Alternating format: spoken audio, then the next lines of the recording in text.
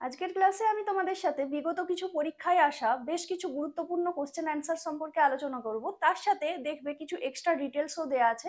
প্রত্যেকটা জিনিস তোমরা একটু মন দিয়ে পড়বে, ঠিক আছে? দেখো, তাহলে দেরি না করে আমি ক্লাসটা শুরু করে দিচ্ছি। দেখো কি কি কোশ্চেন এসেছিল বেশ কিছু গুরুত্বপূর্ণ পরীক্ষায়। নিম্নলিখিত গুপ্ত শাসকদের মধ্যে কাকে তার সামরিক কৃতিত্বের কারণে ভারতের নেপোলিয়ান বলে অভিহিত করা হয়েছিল? অর্থাৎ ভারতের নেপোলিয়ান কাকে বলা হয়? এই কোশ্চেনের অ্যান্সার হয়ে যাবে এই অপশন 4, সমুদ্রগুপ্তকে বলা হয় ভারতের নেপোলিয়ান। নেক্সট কোশ্চেন দেখে নাও, গুপ্ত রাজবংশের শাসক সমুদ্রগুপ্ত নিম্নলিখিত কোন উপাধি ধারণ করেছিলেন? জাহাপনা, সাহেবি কিরণ, কবিরাজা নাকি মহেন্দ্রিয়তা? এই কোশ্চেনের অ্যান্সার হয়ে যাবে এই যে অপশন 3, কবিরাজা। এই যে সমুদ্রগুপ্ত, এনাকে কবিরাজাও বলা হতো। দেখো এবার কি বলছে এখানে, সমুদ্রগুপ্তকে ভারতের নেপোলিয়ান কে বলেছিলেন? ঐতিহাসিক V.S. স্মিথ, উনি বলেছিলেন এই সমুদ্রগুপ্তকে ভারতের নেপোলিয়ান। সমুদ্রগুপ্তের সভাকবি কে ছিলেন? হরিসেন। তার রচিত বইটির নাম কি? এলাহাবাদ প্রশস্তি। তার থেকে তার ও তার রাজ্য জয় এবং রাজত্বকাল সম্পর্কে বহু তথ্য জানা যায়। কোথা থেকে? এই এলাহাবাদ প্রশস্তি থেকে। কে লিখেছিলেন? সমুদ্রগুপ্তের সভাকবি হরিসেন। গুপ্ত রাজবংশের শাসক সমুদ্রগুপ্ত কবি রাজা উপাধি ধারণ করেছিলেন। সমুদ্রগুপ্তকে তার মুদ্রায় বীণাবাদক হিসেবে দেখানো হয়েছিল। এবার নেক্সট কোশ্চেনে চলে যাই। দেখো, ই কৃষ্ণা আইয়ার কোন শাস্ত্রীয় নৃত্য শৈলীর সাথে সম্পর্কিত? ওড়িশি, কত্থক, শাস্ত্রীয় নাকি ভরতনাট্যম? ই কৃষ্ণা আইয়ার ভারতনাট্যম নৃত্যশৈলীর সাথে যুক্ত। এছাড়াও আরো যে বিভিন্ন নৃত্যশিল্পী আছে, ওনারা কোন নৃত্যের সঙ্গে যুক্ত, সেটা কিন্তু খুবই গুরুত্বপূর্ণ একটা টপিক। দেখো এখানে বিভিন্ন এক্সামে এসেছে। এই যে ভারতনাট্যমে প্রতিভা পল্লাদ, রুক্মিণী দেবী, অরুণ দালে, এনারা প্রত্যেকেই ভারতনাট্যমের সঙ্গে যুক্ত। এছাড়াও মৃণালিনী সারাভাই, সোনাল মানসিং, মীনাক্ষী শ্রীনিবাস, কুমারী কমলা বা কমলা নারায়ণ, তাঞ্জোর বালা সরস্বতী, আলান মেলভাল্লি, পদ্মা সুব্রমণিয়াম আর হেমা মালিনী, এনাকে তো আমরা খুব ভালোভাবেই জানি, ইনি ভারতনাট্যমের সঙ্গে যুক্ত। নর্তকী নটরাজ, মীনাক্ষী সুন্দরম পিল্লাই, শান্তা রাও, যামিনী কৃষ্ণমূর্তি, এনারা প্রত্যেকেই এই ভারতনাট্যম নৃত্যের সঙ্গে যুক্ত।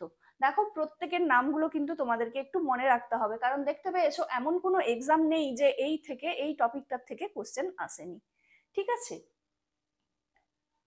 নেক্সট দেখে নাও, সঙ্গীত নাটক একাডেমি পুরস্কার নিম্নলিখিত কোন বছরে গঠিত হয়েছিল?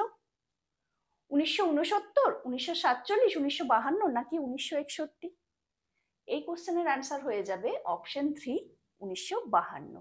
এই 1952 সালে সঙ্গীত নাটক একাডেমি পুরস্কার এই যে গঠিত হয়েছিল, ঠিক আছে?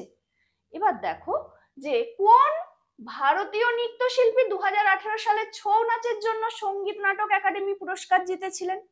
ছৌ নাচের জন্য কে জিতেছিলেন সঙ্গীত নাটক একাডেমি পুরস্কার? অপশন 2, তপন কুমার পট্টনায়ক হয়ে যাবে এই কোশ্চেনের কারেক্ট অ্যান্সার।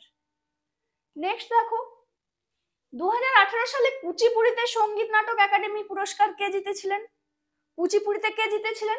কুচিপুড়িতে জিতেছিলেন পশুমার্থী রামালিঙ্গ শাস্ত্রী। 2018 সালে ভারতনাট্যমে সঙ্গীত একাডেমি পুরস্কার কে জিতেছেন? ভারতনাট্যমে জিতেছেন রাধা শ্রীধর।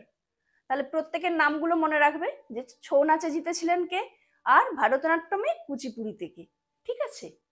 এবার দেখে নাও, আখাম লক্ষ্মী দেবী কিসে তার অবদানের জন্য 2018 সালে সঙ্গীত নাটক একাডেমি পুরস্কার পেয়েছিলেন? সেম, তাহলে এই যে মণিপুরি নৃত্যে ইনি হচ্ছে যে সঙ্গীত নাটক একাডেমি পুরস্কার পেয়েছিলেন কত সালে? 2018 সালে, ঠিক আছে? এবার দেখো, 1983 সালের পুরুষদের ক্রিকেট বিশ্বকাপের ফাইনালে ভারত কোন ক্রিকেট দলকে পরাজিত করেছিল? অপশন 2, ওয়েস্ট ইন্ডিজ হয়ে যাবে এই কোশ্চেনের কারেক্ট অ্যান্সার। 1983 সালের ক্রিকেট বিশ্বকাপের ফাইনাল ম্যাচে নিম্নলিখিত কোন খেলোয়াড় সর্বোচ্চ স্কোরার ছিলেন? অপশন 1, কৃষ্ণমাচারী শ্রীকান্ত হয়ে যাবে এই কোশ্চেনের কারেক্ট অ্যান্সার। নেক্সট, কোন সালে ভারত প্রথম T20 বিশ্বকাপ জয়ী হয়েছিল? কোন সালে প্রথম টি-20 বিশ্বকাপ জয় ছিল? জানা আছে কারোর? দেখো এই কোশ্চেনটার অ্যান্সার হয়ে যাবে অপশন 2, 2007 সালে। নেক্সট, এম এস ধোনির নির্দেশনায় ভারত প্রথম দল হিসেবে টি-20 বিশ্বকাপ জিতেছে। চ্যাম্পিয়নশিপ ম্যাচ ভারত কাকে হারিয়ে? পাকিস্তানকে হারিয়ে 2007 টি-20 বিশ্বকাপ জিতেছিল। পাকিস্তানের শাহিদ আফ্রিদি এই প্রতিযোগিতায় প্লেয়ার অফ দ্য সিরিজ নির্বাচিত হন।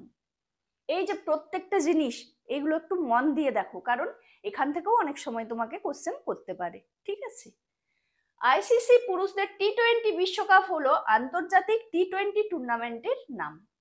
পূর্বে আইসিসি বিশ্বকাপটি বিশ্ব টি-20 নামে পরিচিত।